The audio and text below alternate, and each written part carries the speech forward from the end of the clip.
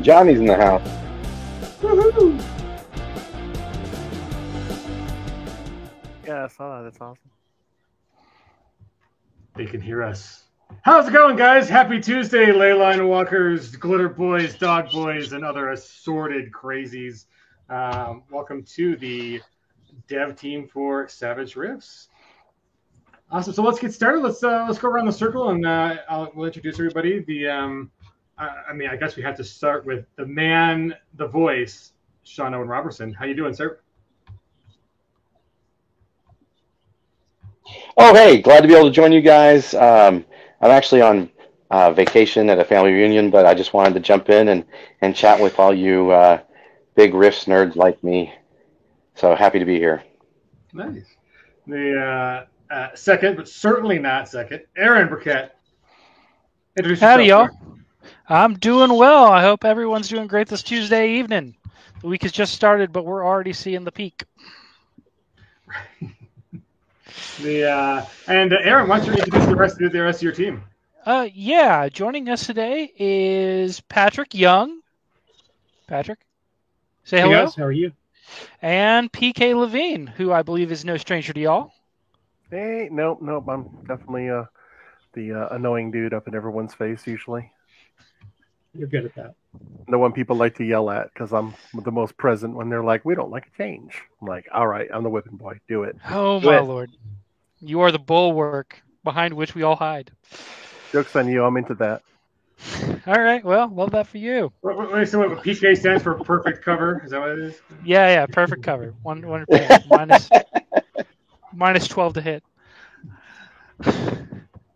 Well, so this is a pretty awesome occasion. We've got, for those of you who are brand new to Rifts for Savage Worlds, we have a backer kit reprint campaign going on. So it's a perfect time to get in. It is all the core books, freshly minted, printed, all the updates included. If you are a collector and have to have the very latest and greatest, you can also pick those up with our special Kickstarter pricing.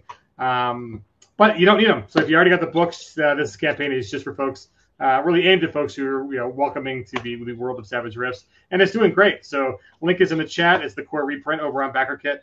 It's pretty amazing. I think we had John was looking at some of the numbers, and there are a lot of people. A lot of people missed a certain awesome set that we did that we launched on Game Changer and was not on a larger cover platform. So people are making up for that. But also, if you just missed the fact that Rifts is also Palladium system, but also in Savage Worlds, now's a great time to get into it. So. Let me throw out the first question. Anyway, you can take it. What is Rifts? What's the deal? What kind of setting is it? Who do you play? Let's start with the big sales pitch, the easy elevator pitch. Yeah. Can absolutely be done in a 30-second sizzle. I can take it, or Sean, you can take it. I think either of us are probably the best versed at the patter. I'll let you softball it, Aaron, and I'll help out as necessary. All right, sounds good. Rifts is the flagship title and setting of Palladium Books, first published in 1990. Since then, it's continued to grow and encompass over 50 source books. I think it's 86, something if you're actually doing the direct math. Not 90 or something. And yeah, it's crazy. Yeah.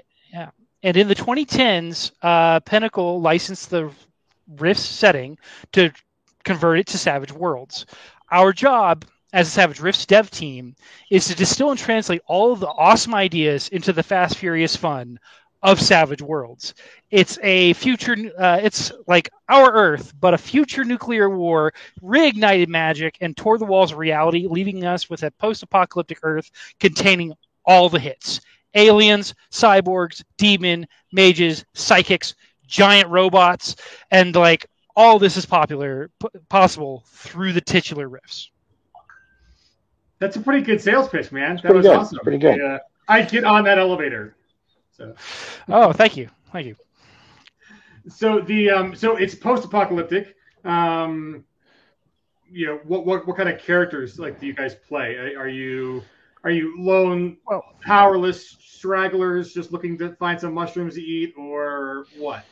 No, the hard Scrabble post-apocalyptic Mad Max style wasteland has that's happened. That's the past. That's in everyone's memory. Everyone has to live with my grandpa had to do this awful gross thing in order to filter the water for our mushroom farms or whatever, and like you're trying to build a better life. Savage Rift centers on an organization called the Tomorrow Legion, and they are fighting for peace, not peace really, but fighting to build a better tomorrow. Typically in a role-playing game, you're Conan, she's Lupin, and I'm Gandalf. Together we team up and fight Dracula. On Rifts, you're the Terminator, she's Smog, and I'm Harry Dresden. Together we fight Mecha Hitler. Mecha Hitler. Okay, so yeah, what is the kind of the dynamic going on in this kind of Rift post-apocalypse? Like, who are the good guys, who are the bad guys? Is it even that straightforward, more nuanced? What's the lay of the land look like? It's not like there is a single so the setting is focused in North America, and the big bad is a nation called the Coalition States. They are the axis or power around which everything else in the North American region of the setting revolves around and it has to grapple with. They're like the darkest mirror of the United States. They believe in manifest destiny, the pursuit of power, and Earth for humans, no one else. Like I said, your characters are the Tomorrow Legion, and they're trying the best they can be to be good guys, but they do exist at a level where they have to make compromises and rough, difficult choices in order to determine what is the greater good. Go ahead, man. I was going to say, also, first, on screen, Peter Porcaro gets it. It's not post-apocalyptic, it's post-apocalyptic. This is after the post-apocalyptic, after the apocalypse. But I think one of the cool things is, so you're saying the Coalition States are the bad guys, but you could argue that so many of the other groups are the bad guys. It's entirely possible to argue the Federation of Magic are the true bad guys because they're doing demon summoning, necromancy, forced enslavement and human sacrifice and all that. And the Coalition States are trying to stop that, and they're also trying to stop demons from coming through. So it's okay, well, the Coalition State serves a useful function to where if they just disappeared, it would arguably be such a power vacuum that it would be a huge problem. In a way, they're helping. But then the Federation of Magic also is a place where there are some states where people they have this wonderful openness to multiple people, and where people who aren't welcome anywhere else can be welcome there. So it's really hard to point to any group and be like, well, they are 100% evil or 100% good. Yeah. There's a lot of nuance. There's absolutely a lot of nuance, but that's one of the things is the Coalition, everybody's wearing all black everything and skull helmets. They have real strong branding. And the Federation of Magic is the polar opposite, but in this case, the polar opposite is not unalloyed, is not good. It's they've embraced magic, whereas the Coalition rejects it. And so Magic's return. So that's kind of an interesting kind of deviation from typical post-apocalyptic. So in the post Magic's back. What other kind of elements are there in this kind of milieu? Well, the setting. Well, one of the things I wanted to say is one of the things that I'll. So I was just going to say one of the things that I'll tell people is it's kind of like post-apocalyptic Avengers. You've got people wearing power suits. You've got masters of space and time, magicians, but you also have really powerful psychics or mutants, and all types of just about anything you can imagine. But at the same time, you're fighting really high power level enemies. So that's what kind of brings it down on that level. But anything is possible, but it has a lot of all the fan favorite stuff, from psychics to cybernetics to giant robots and time magic, all kinds of stuff. So one pattern, even newbies might have noticed, is a lot of the releases from original Palladium and in Savage Worlds have location based, right? There's so obviously we're centered kind of in North America, but that's not the only part of the globe that you can go visit, explore, have fun, kill things, get killed by things, and so. What other parts of the world are unique, interesting, what's going on outside of the United States, or what was once the United States. Yeah, the fallen remain the bones of the American Empire. Yeah, so the lost continent of Atlantis has risen from the depths, and an interdimensional empire, not unlike the antebellum South, squats upon it and makes dark designs for the rest of the globe. There's a whole bunch of really interesting civilizations above and below the tide lines all around the world. Aliens, vampires, and ancient gods struggle for South America's future, and there's a lot more that we can't entirely cover at this time because we have to save some stuff for the future. Nice. So speaking of the future, so this current campaign is reprint, so it's already been published, but we already have announced what the next brand new Savage Rifts setting book is going to be. Why don't you give? Someone asked earlier, I think they back through like the 85 comments, but the anyone want to talk about like what's coming up? What's the next kind of big new release? I can talk about it, I guess. Nobody else. Yeah, anyone else jump up? Okay. Yeah. So the next talking, we can tag team. Go ahead. Okay. The next release is titled Europa. It's probably the widest ranging book that we have done. We're taking a lot of disparate material that is really geographically and thematically cohesive once you start looking at it from like a bird's eye view. So we're covering everything from World Book 3 Rifts England to World Book 37, 34, 5, something like that, Sovietsky. We are covering England to the Russian frontier and also looping in North Africa, the Phoenix Empire, for folks who don't know. Fleshing out the Mediterranean pretty heavily. And there's even going to be some new material, some new information in this that is planning to be Palladium canon, that this just happens to be the best place to kind of share that. You'll see some very interesting new areas that so far no one outside of our little circle has really gotten to know much about, such as places in Italy and Scandinavia that you probably aren't expecting to see, and yet here they will be, because my God, is this book big. Very. And we've done a significant job of trying to flesh out some of the places that existed, that were listed, and they so stuff like more in France and in Poland, and the Sovietsky, and England, and Scandinavia. Actually, Scandinavia is a bit of a hotbed, but there's a whole lot to it, and there's a whole lot to cover. So the what kind of games, like is Rifts? Is it just PvP kind of battles, or is there mystery involved or exploration? Like what sort of adventures can you run? And maybe we'll go around the thing and see like what kind of adventures do you guys like to run or play in kind of the Rifts universe. We'll start with PK. What's your favorite kind of flavor of the Megaverse? I think my favorite is bringing up really weird anomalies that have affected people or places in terrible ways, and kind of leaving it up to the players to figure out how to solve it, or at least contain it if they can, because it gives me the opportunity to have them really exercise a lot of skills. You know what I mean? Like something like the person I hate when someone has like academics or science, and it's like that doesn't come up that much. Be like, well, it can really come up here. Be like, well, yeah, you have to find this by researching lore in a local library about like old historical literature texts and things like that. And then having them, it gives you an excuse to have them plunge into other worlds and weird rifts and things like that, and to deal with a variety of strange creatures. So I feel like the weird anomalies of rifts are just such a great excuse to do crazy stuff. Nice. So, Patrick, what's your favorite flavor of gaming or running in the Rifts?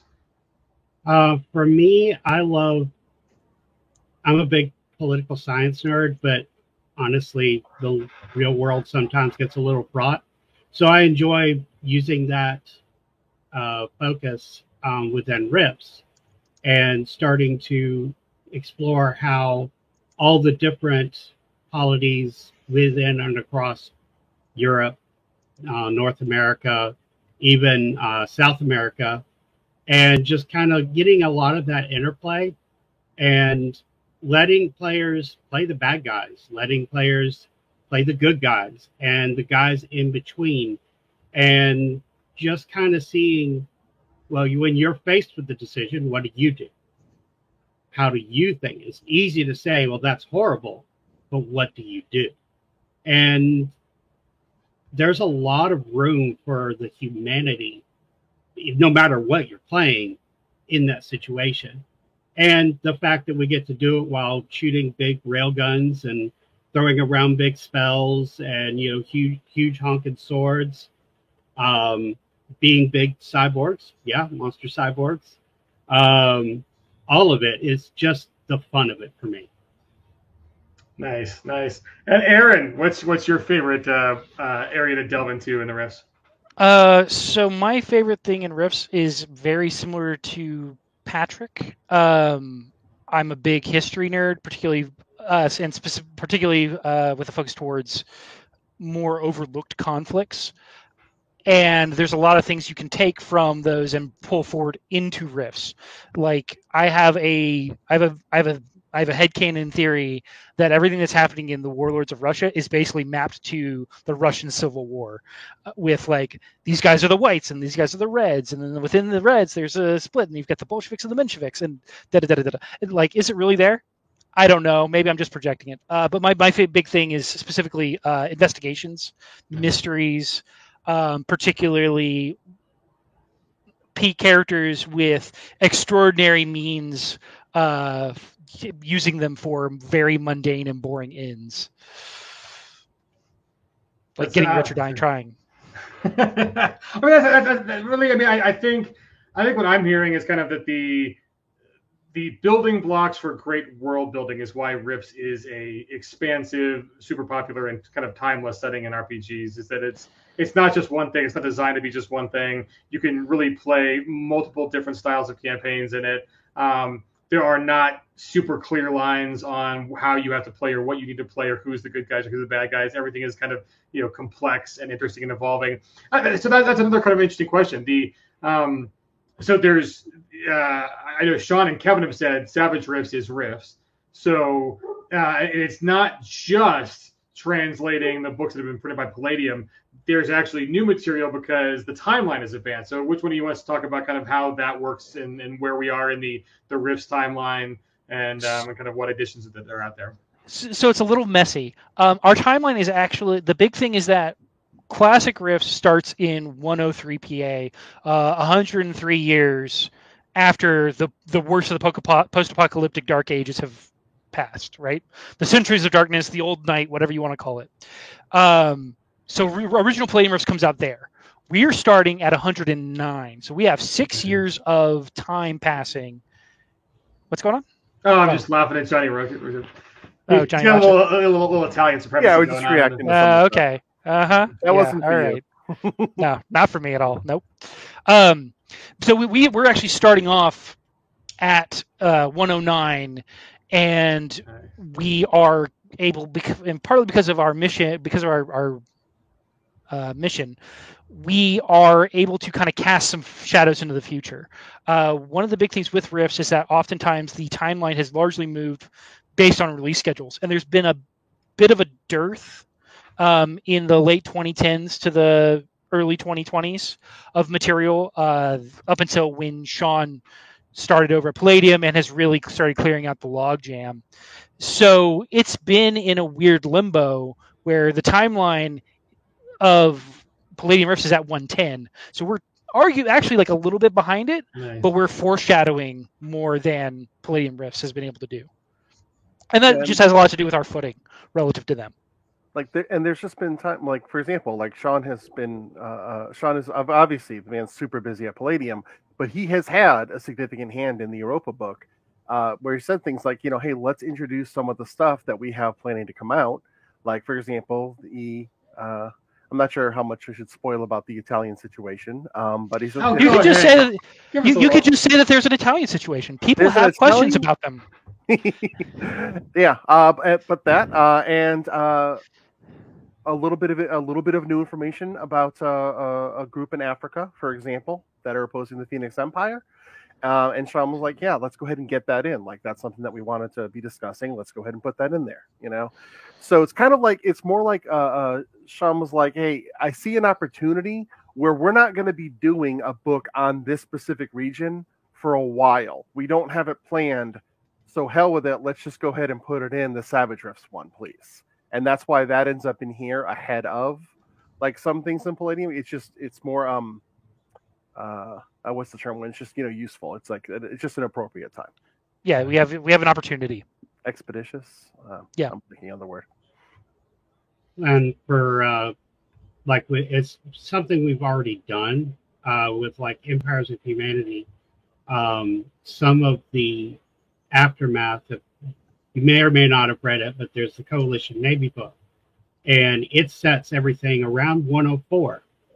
And then there, in case you didn't know, quite a few things that happened from 105 to 109.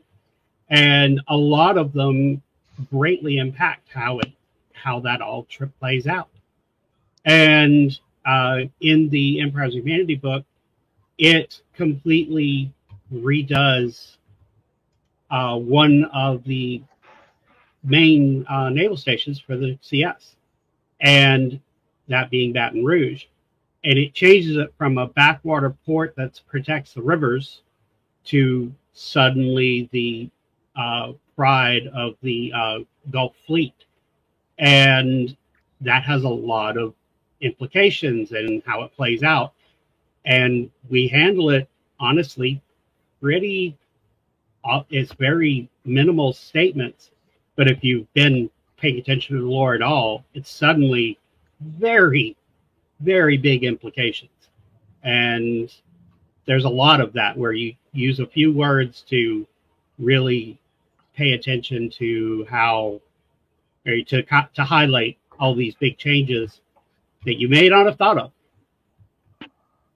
Exactly. So I think one of the unique things about Rifts is that it's one of the OG RPG properties, and really it's one of the very few, and like the D&D can't claim this, where it's continual development. There is still new content coming out, and that it hasn't been just like rebooted or the lore kind of shoved aside for a decade or two. Kind of like how D&D is shifted between like Forgotten Realms and then Dragonlance, kind of hops around or whatever.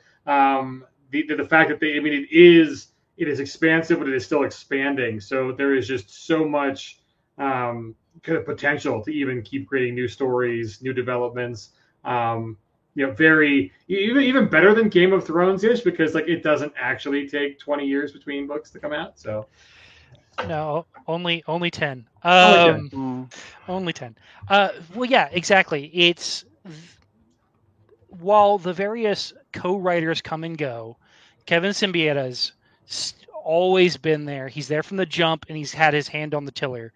So there's always like a level of consistency that other RPG settings just do not have.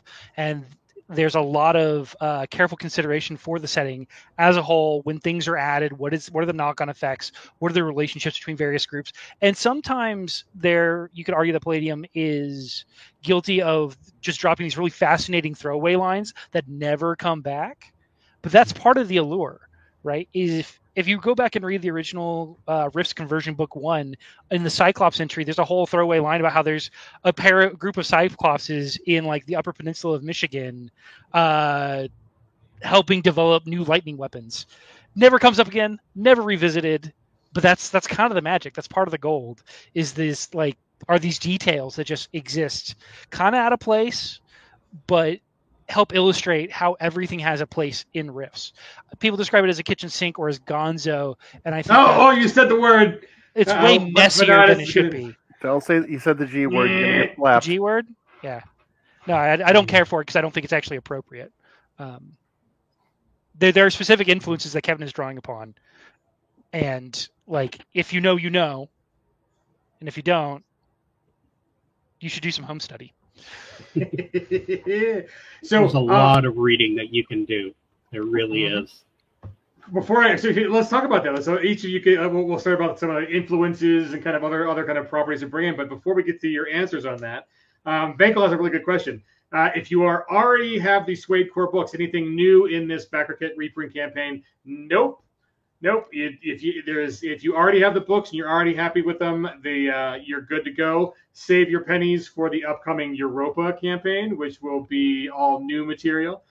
This is basically, we keep selling out of Savage Rifts, so we need to go back and we're like, hey, let's go back. As long as we're doing a bunch of sold out lines in the Rifts, let's get the some updates in these books and get enough stock so we're not selling out as fast. So this is a lot for new people and for collectors who just need the updates in the book or want the updates in the book. But if you got it and you're happy with it, you don't need to spring for this campaign.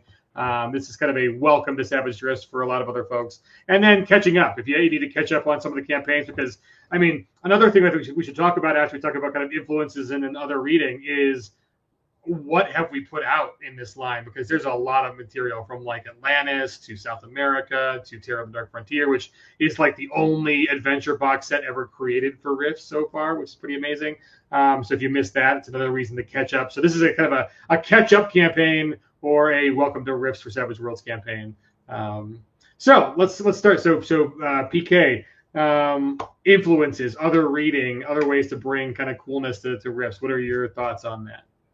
Oh, I mean, it's the ultimate kitchen sink setting. So you can use literally anything. I have adapted plots from Burn Notice episodes. I have drawn ideas from hearing, this is true, I have drawn ideas from hearing one of my friends talking to another friend about My Little Pony. I have taken I have gotten robot ideas from just random animes. I mean, you name it. You can draw on almost anything and find a way to work it in. And as Johnny dropped in chat earlier, I realized we tend to focus on just like the fact that, hey, you could be a mecha pilot and your friend's a dragon, and then here comes a demigod riding on the winds of the Storm Father and all that. And it's like, yes, you can get focused on it, but there's also like people are people, and there's a real sort of human element to it, and you can have some serious pathos and some serious drama and some good horror, even if the PCs aren't threatened, just horror effects that have been happening. And so you can adapt some very like low power level stuff too, and it still works. I mean, I kind of want a My Little Dog Boy cartoon now with like the same theme music. My Little Dog Boy. The CS has that actually. That's so good. It's only mentioned, but it's legitimately mentioned, I believe in Lone Star, that there are some kid shows involving dog boys and fighting. It's amazing. It's some of the cutest art for dog boys in that book too. So. Oh, so good. I so need good. to reread that now. There was a moment when my daughter was really young, years and years ago. She fell asleep as a toddler. On that page, I have a picture of it that I still keep, where she was kind of scribbling in my Lone Star book, but it was on the picture of a bunch of dog boys in diapers playing with each other and playing with a caretaker. It was just adorable. But yeah, I mean, there's just a lot. There's so much that you can pull in, from the fantastic to the mundane to the absolutely horrific. And all of it's supposed to be there. That's the part. Nothing's out of place because it's all supposed to be there. And just so we're clear, you can have the absolutely crazy stuff where people are fighting and there seems to be no consequences because they're just that powerful. And think like One Punch Man or something like that, where it's not about how powerful you are, it's about the decisions you make while you're battling dragons and godlings and werewolves that won't die and everything else. Is just, there's a lot to do there. So there's a lot to pull from. Sorry. Nice. And Aaron, what are your other readings, other sources, other kind of things to bring in? I would recommend looking at Silver Age comic books, particularly any nuclear disaster books comics that were published at the time, and the works of Jack Kirby. There's just one of the key things that Jack Kirby's work has going on that Rifts also has is a lightning bolt of enthusiasm and a certain Wagnerian operatic quality. People are people, the characters in Rifts are not just, punching in and getting through Tuesday. They are oftentimes, particularly villains, are feeling and planning and doing things on a much higher scale than Joe Schmo. And the fact that you can have both, because our world has both, right? Is one of the things that, and they can come into conflict. It's one of the things that makes Rifts really interesting. Nice. Okay, so for folks that are brand new, what are Dog Boys and what are Glitter Boys, and which one's better? That's a matter of opinion. They do different things. So yeah. Okay, who wants the champion Dog Boys and who wants the champion Glitter Boys? I'll do Dog Boys. Okay. Okay, you got Glitter Boys. All right, I'll do Glitter Boys. That's fine. Dog Boys are mutant humans. And that's important to realize, is they are not just dogs. They are not just like a dog you genetically modified. They are a mix of human and canine DNA, and they were custom made by the Coalition to serve a purpose, to protect humanity. And more importantly, they were they were there to what's the word I'm looking for? Sniff out the magic users, sniff out the psychics, sniff out the monsters, and keep them from hurting people. And that, at their core, is what they do. They find the threats, and they make sure that they're eliminated, usually by a lot of railgun fire and laser fire. Because there's a lot of things you can kill, but you got to be able to find them, and that's their job.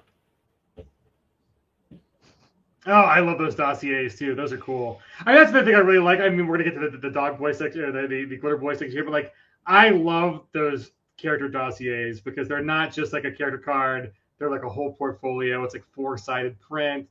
You can open them up, and they're really good. They're really good. Open it up, PK. Spread it open. Spread it, PK. Oh yeah, do it. Oh yeah. Oh.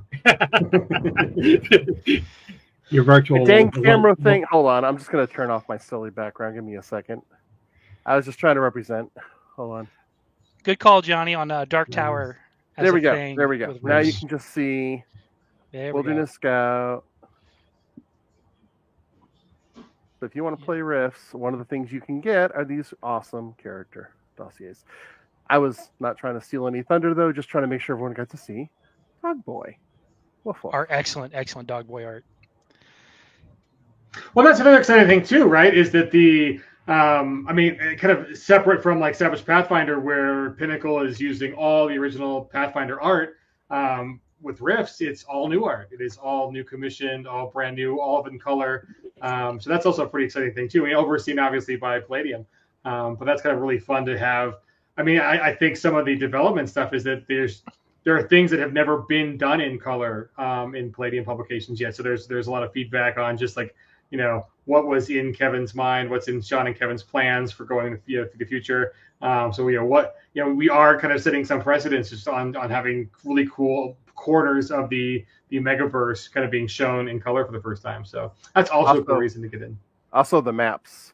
Pretty much, even among there are some Palladium fans who are like, Savage Rifts just don't like, the system doesn't work, or they don't like the way it works or something, and they're like, I don't like anything about that. The artwork is okay. We're like, what about the maps? Okay, I use the maps. The maps are great. I use the maps. Like even right, and the pawns. Obstinate one is like, yeah, the maps are amazing. I can't. Yeah, the maps and pawns go well still together, and there's a Walker pawn that we've got that we had it out at the Gamma trade show, and everybody came over like, oh my god, that's the coolest pawn I've ever seen because it's got all the legs, and yeah, it's hot. Nice. Okay, so not to forget, so PK. Back to the conversation. PK.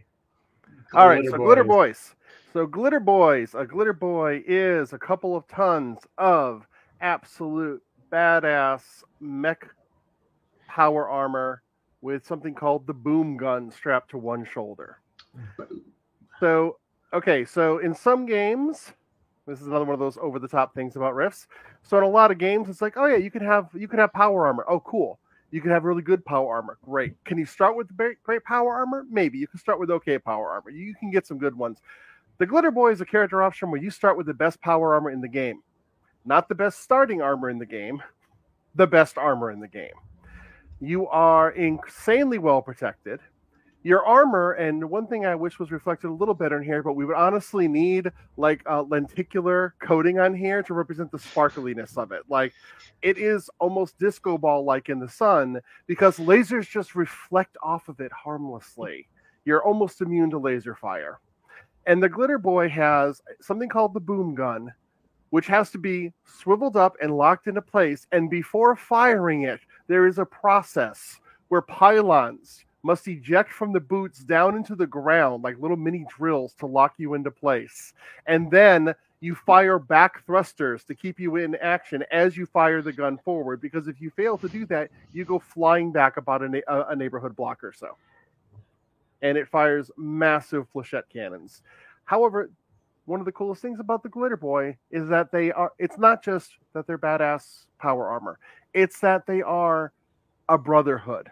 The Glitter Boy armor is Golden Age technology from before the apocalypse, so pre-apocalypse, called Golden Age technology, where the people who've had it have formed this brotherhood where the Glitter Boy suits are passed down from one to another, and they become sort of like traveling knights, traveling heroes who defend neighborhoods, who defend people, and who stop evil. Yeah, the last heroes of the Golden Age, exactly. And so there's like, if one Glitter Boy falls, the others will rise up to help avenge them. If someone kills the Glitter Boy and takes their suit, it's only a matter of time until it's taken away from them, because it's just a big, glorious sort of like knights errant brotherhood. And that's one of the cooler things about them. Nice. Okay, so Aaron, we need to get you in on here. Tell me, why are leyline walkers the coolest thing ever? Leyline walkers are the coolest thing ever because they are indicative of the transitive state that humanity is going through in the magic saturated wastes of Rift's Earth. It's not even a waste, really. The magic saturated world of Rift's Earth. They no longer just see with the same senses you or I do. They see things on a higher and lower spectrum. They have developed senses and are in tune in a way with the invisible world that surrounds everything. They are taking the first tentative steps into the future where mankind finally rises above the limitations of our genetic code, but without but not in a gene engineering way, but in like an enlightenment, heightened self sense. Oh, so good. Okay, so one administrative comment from chat. Yeah, guys, when you're in chat, we got a bunch of people in chat. If you have a question for anyone specific, just pop it in the chat. We'll get to you. We'll get it answered. But let's see. Faradon had a really good question. He's like, "Hey, I backed the original Savage Worlds Rifts, and then the more recent Anniversary Prediction and the core books. I guess I'm a little confused with the business model. It's been around some time. Why such a heavy reliance on crowdfunding instead of more traditional publishing?" This one's really easy. It's backer behavior is much more profound than retail behavior. If we have a new product coming out, there is a marketing engine behind crowdfunding. It allows us to, one, on the campaigns where we have a misstep, we can hit pause and go back and do it better, like we did with Ghost Mountain. We brought that out on our own little platform and then got some really good feedback. We're like, hey, no, we need to do this a little bit different. So that would be something that we would get all the way to print, all the way to a final price point, and it would sink or swim based upon that. Same thing we did with Doomguard. Pinnacle's coming out with a board game called Doomguard, which is a kind of anti-superheroes, super villains having to save the world, and really great plot-wise. But I don't think we really got that plot across at the forefront of our campaign.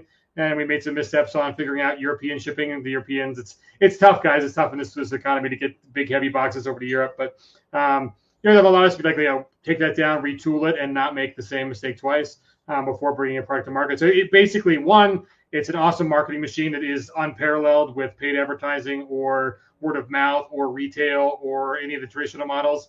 And then two, it really allows us to interact with the community and get feedback. All of our products, we give you the PDFs relatively soon after you back, within a month, as you guys can go through and find typos or things that are awkward phrases or anything like that. So it helps produce a better product in the end. Two, it's a lot more community engagement. People are more excited about it.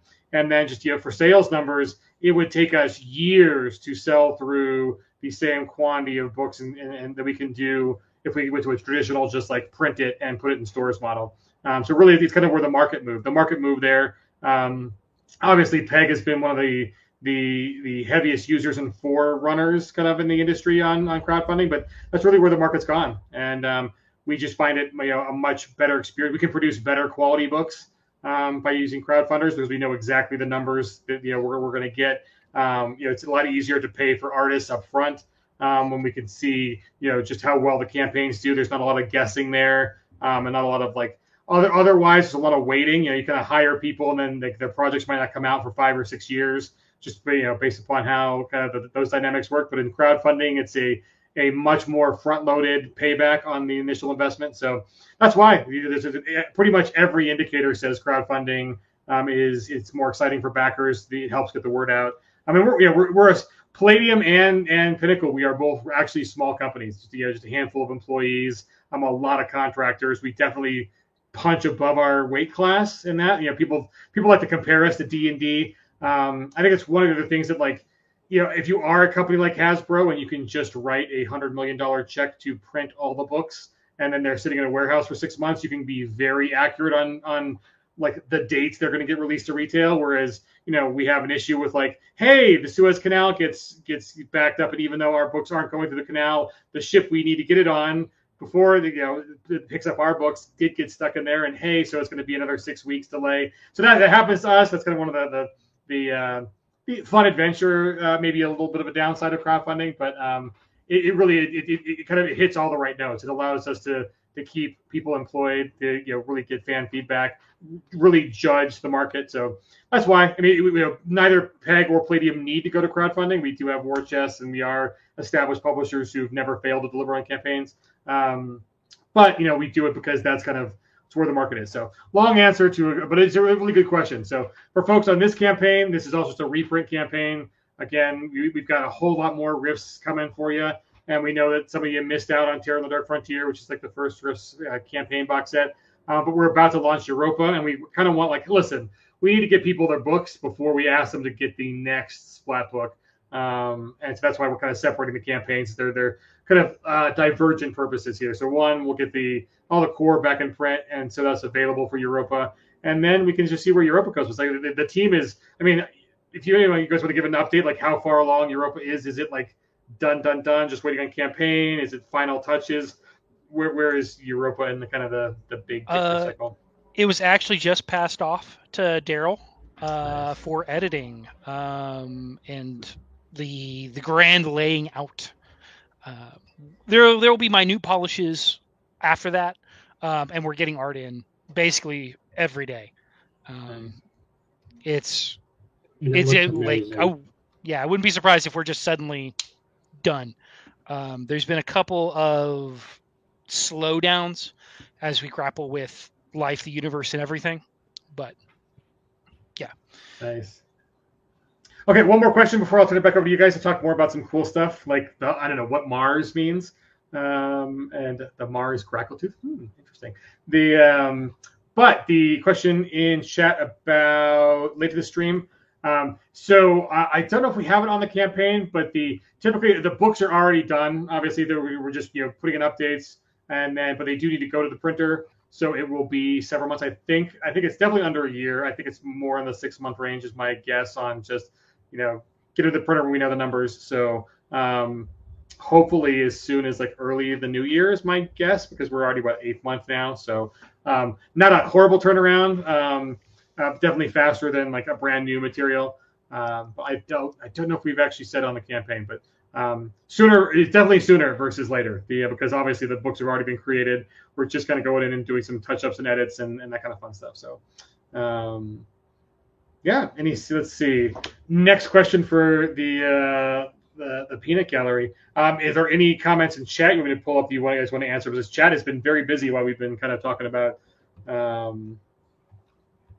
Yeah, I put one in our chat. Oh, nice. Okay. Let's see. Oh,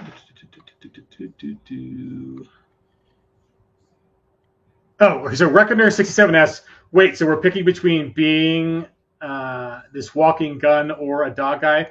Yeah, I mean, that was just kind of the fun. Like, I put a little question in front, like, glitter boy versus dog boy, which one's better? Well, that's what I wanted to hit, because I wanted to let people know that for those new to this, your character options are vast. I did a quick, just while we were talking, I was just kind of paging through our options, and depending on how you want to count, there are between about 85 and 100 different framework and Mars package options. So yeah, what is Mars? Explain what Mars is, how those work out, like how those characters are built a little bit different. You want me to keep going? Yeah. Go ahead. Good. So it's mercenaries, mercenaries, adventurers. I forget what they are. Is it rogues? Rogues and scholars. Rogues and scholars. It's basically, you're not a leyline walker. You're not a glitter boy. You're someone who's built up through experience and life experiences, and maybe backing to have a lot of different abilities, but you're largely skill based as opposed to power based.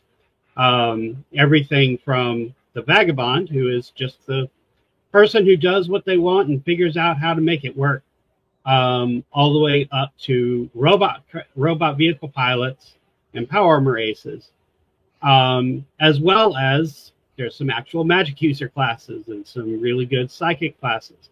But in general, they are people built with experience to start. So most characters start novice. The Mars characters all start at seasoned, and they get some extra options that only exist for them, called Fortune and Glory. And those things kind of set them apart. Like I said, whereas the Leyline Walker comes out very powerful, but also very inexperienced.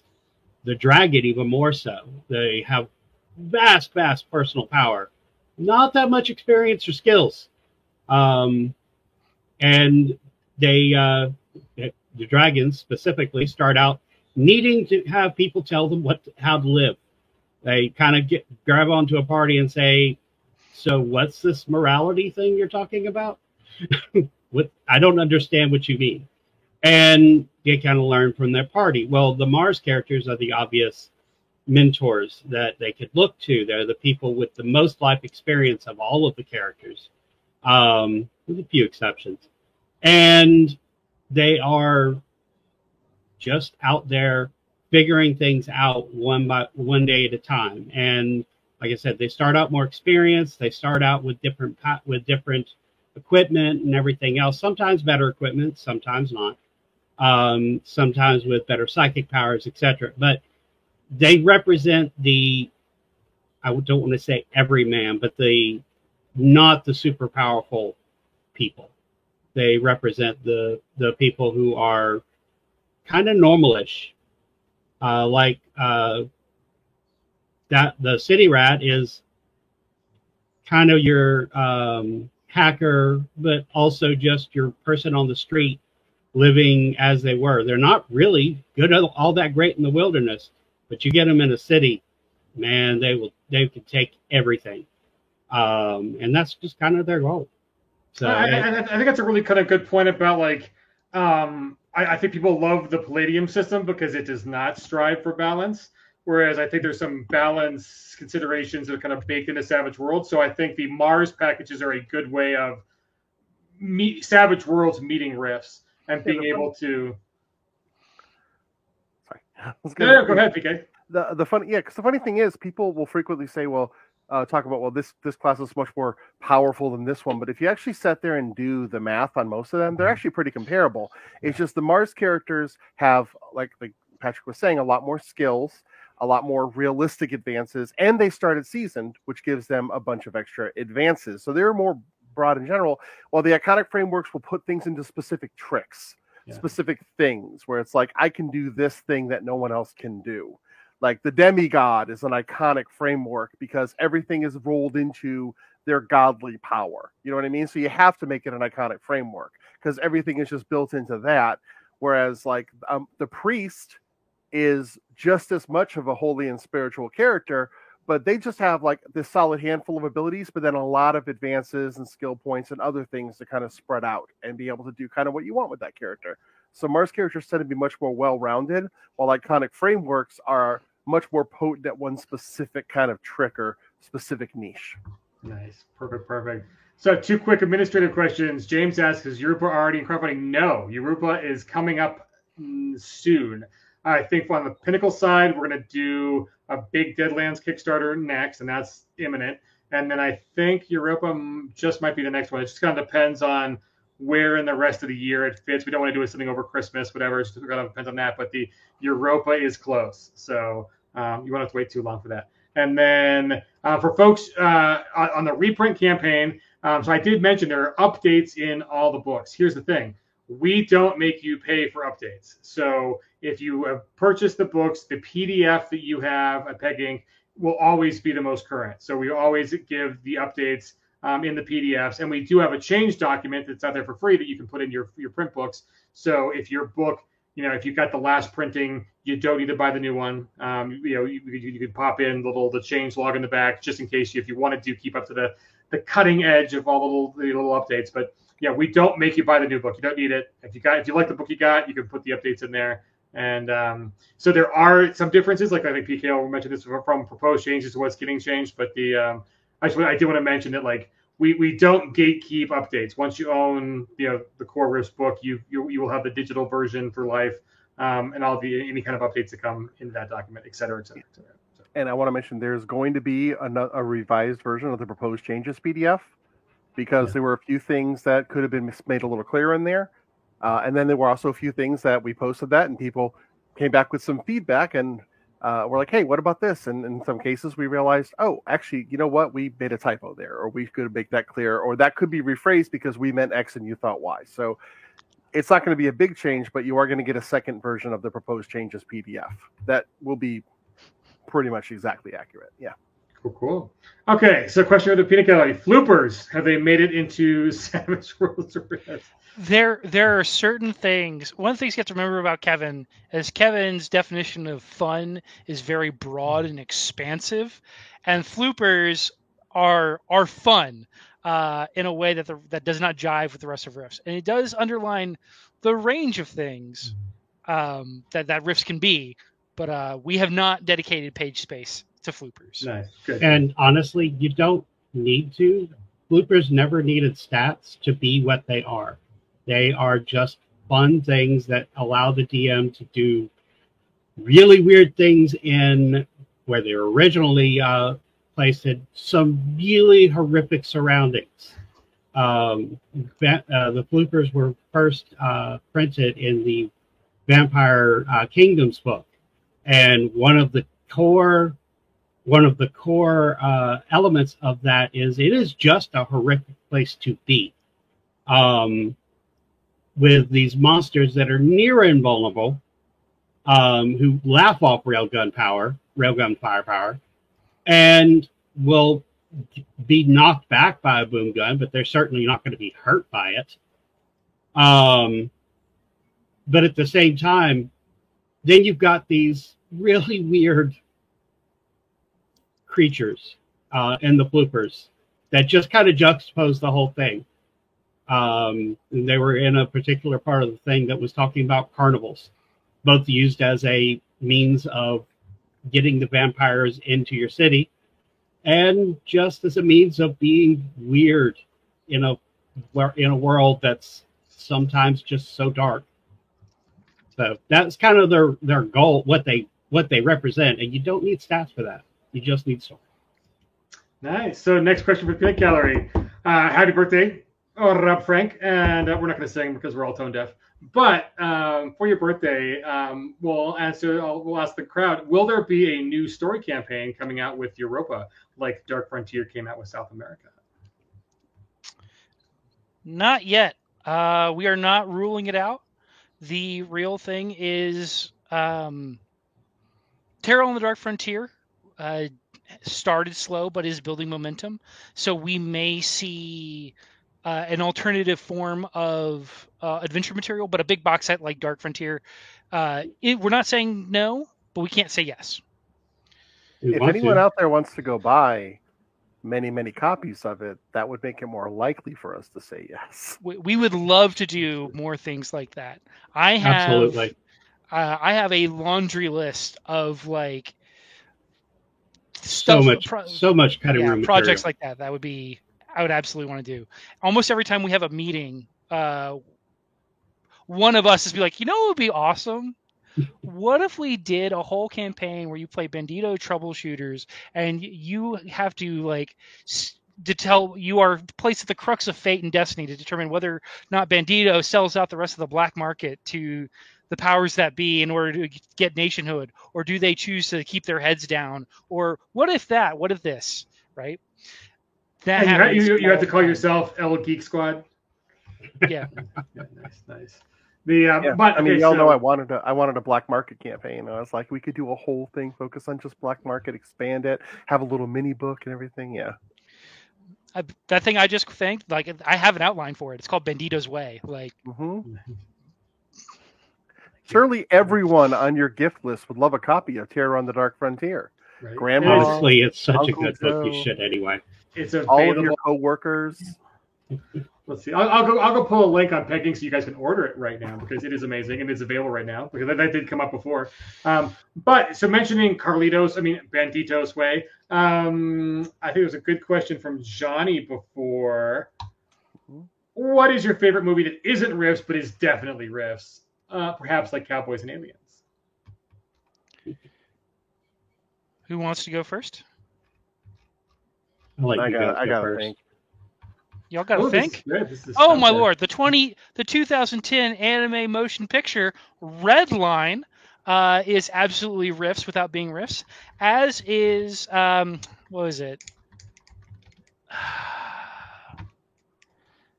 As is The Fifth Element from Luc Besson, heavily rooted in comics, mashing up science and magic. Ultimately, the thing that overcomes cosmic evil is humanity and connection, which is a big thing that the Tomorrow Legion is really about. Solidarity, cooperation, etc., etc. I would say Dread is definitely in the list. A lot of Chi-Town is riffing off of the old Bubblegum Crisis OVAs, which you can watch on Tubi for free right now, as soon as you get off this stream. You should go check those out. Let's see. I could also say Scanners is a big has big riffs energy, and so do basically every Hellboy movie. So nice. Thanks for taking all of them. Weirdly, Sean brought up Avengers, and it's like, okay, not exactly MCU stuff, but with the way that the MCU has finally started recently embracing all the weird crap out there, all the what ifs and all the alternate dimensions and the multiversal stuff, and stopped going. Originally, they were doing the whole, well, magic is just science by different. Now they're like, no, it's freaking magic. This is magic. These are psychics. This is mutations and stuff. So it's starting to kind of get there, at least to get the feel. So I've used that as a comparison for people who were kind of far removed from a lot of the tropes to kind of help bring them in. Like, it gets them into the ballpark, at least, Nice. Well, that was a great question to kind of end this stream on, because we have hit our hour, so it's all time for us to go turn into pumpkins. And but we're going to be back, same riffs time, same riffs place next week.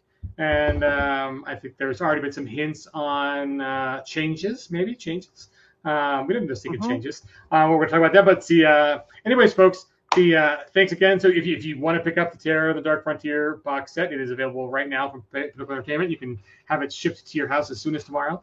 And you can also add it on. It's an add-on in the current thing. Is an add-on? right? It's an add-on in the career campaign, and it'll also totally be an add-on in the upcoming soon Rifts Europa Kickstarter.